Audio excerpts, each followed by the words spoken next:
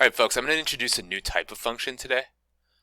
Today we are going to be doing rational functions.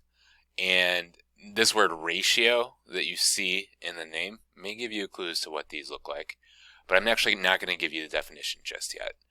So I want to give you an example. We're going to kind of build one so you can make a little bit of sense of this and see how these might apply to real life. So you probably know by now that I'm a cyclist. I like to ride bikes. And at the time I'm recording this video, it is fall in Chicago, and fall in Chicago gets pretty breezy, right? So we're going to talk a little bit about like riding into a headwind. So you probably have had this experience, at least some of you, like riding a bike into the wind and it gets really hard, right? So that's what this example is going to be about. My pace when I'm out on a serious ride is about 20 miles per hour, give or take, sometimes faster, sometimes slower. But we're going to assume here in this example that that's about constant. We're going to stay at about 20 miles per hour as my speed. So my distance that I go is going to be something like this, right? My distance is going to be 20 miles per hour times the number of hours that I ride. Now, let's say that my average ride is about 40 miles. Then quite obviously from this, right, I take 2 hours on my ride to go 40 miles, right? So this is a linear example, and this doesn't include that serious headwind that we have going on right now. So this is a 20 mile per hour ride for 40 miles with no wind, right? And this is obviously a linear function. So now let's represent that situation of like riding into the wind. So here's a visual representation. This is actual footage of me riding my bicycle into a hard headwind. This is what it's like, right? So think about the wind like pushing against you, right, as you go. It's going to be harder, you're going to go slower. The way we're going to represent that is I'm going to take my same function with my same speed, but now my speed is going to be 20 minus x, where x is the speed of the wind, right? So if there's a 10 mile per hour wind, if I'm keeping my 20 mile per hour pace into the 10 mile per hour wind, I end up going at roughly 10 miles an hour. Okay? Now, let's say I'm keeping that 40 mile per hour ride, or 40 mile ride rather, even though it's windy. It's the same thing, right? But let's isolate t. So I'm going to divide on both sides by 20 minus x. And what I get here is a rational function.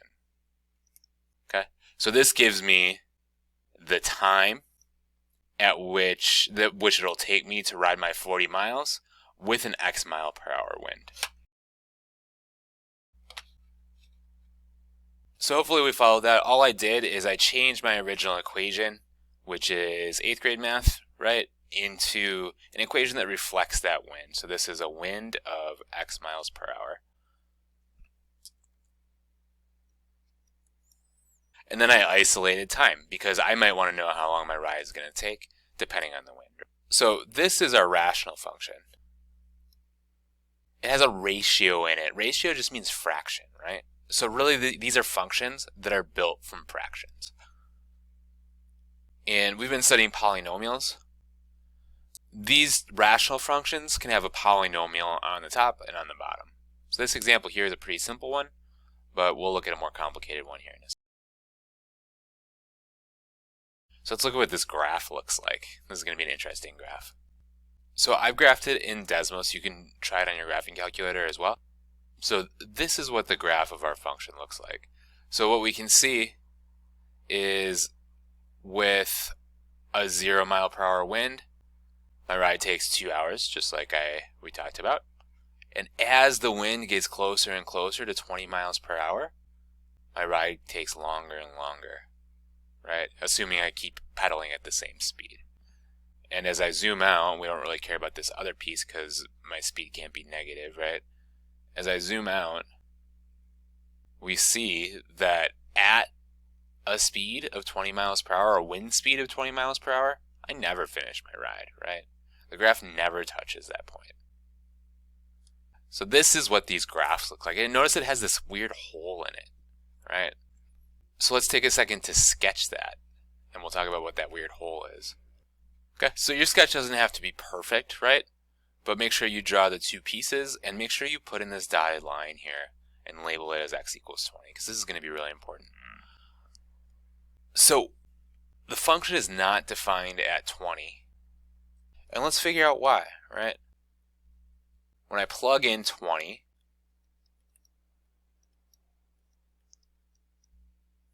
I get 40 over 0, right? 20 minus 20 is 0. And dividing by 0 is undefined.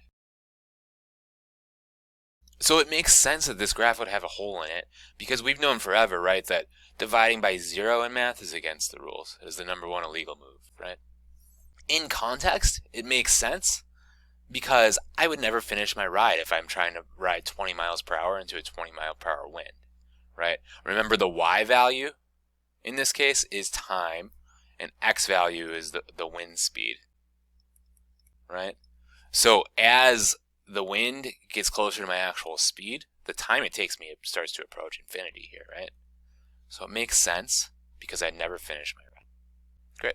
So now we want a word for this line that the graph never touches. That word is asymptote, is how you read that. If you're alone by yourself and it's not weird, say it out loud. It's good to start to say this word. We're going to use this word a lot over the next few years. Asymptote. And the asymptote is exactly that line. It's the line that the graph gets close to but never touches. Okay. So now we've introduced this new type of function, this rational function made out of a fraction. It's a new tool in our toolbox to represent different situations, right? And it has this special property that it has an asymptote where the denominator is equal to 0. And that is our key takeaway here. Okay, so make sure before we move on we have the notes, and then we're going to consider an example that's a little bit more challenging. So here's my harder example. And notice now I have a polynomial on the top and the bottom. And I'm just going to take a second before we examine the graph to rewrite this using rules you already know. So I'm going to factor. So I divided both terms by 3 on the top, and then on the bottom, let's see, 4 times 10 gives me 40, 4 plus 10 gives me 14.